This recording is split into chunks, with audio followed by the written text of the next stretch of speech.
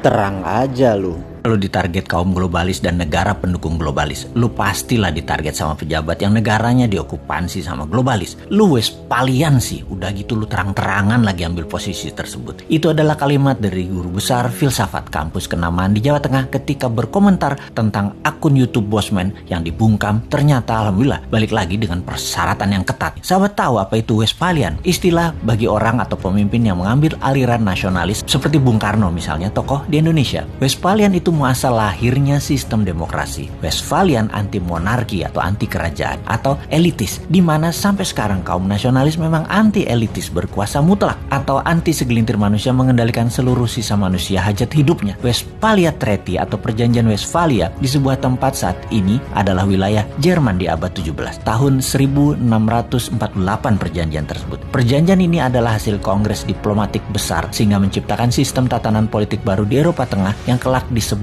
sebagai kedaulatan Westphalen. Sistem ini didasarkan pada konsep bernegara berdaulat yang tidak suka terhadap campur tangan pihak asing terhadap urusan dalam negeri suatu bangsa. Di sanalah muasal lahirnya istilah nation state atau negara bangsa. Sejak saat itu, monarki dunia mulai mengalami kemunduran hingga puncaknya terjadi Perang Dunia Pertama di mana Amerika merupakan negara Westphalian terbesar pada saat itu. Sejak akhir Perang Dunia Pertama hingga berakhirnya Perang Dingin 1989, ada 100 negara lahir yang kebanyakan bentuknya demokrasi nasionalis. Monarki dengan penguasaan elitis tidak tinggal diam. Ada 13 keluarga besar yang berbasis bisnis perlahan-lahan mulai menguasai dunia. Diawali sejak Perang Dunia Kedua yang menempel dengan Amerika. Mereka adalah globalis cabal seperti Rothschild, Oppenheimer, Rockefeller, Zucker, dan lain sebagainya. Lalu di tahun 1989 mereka menempel dengan Tiongkok, membuat baik Amerika maupun Tiongkok saat ini berafiliasi kepada globalis. Globalis itu monarki 2.0, anti nation state yang saat ini menguasai 99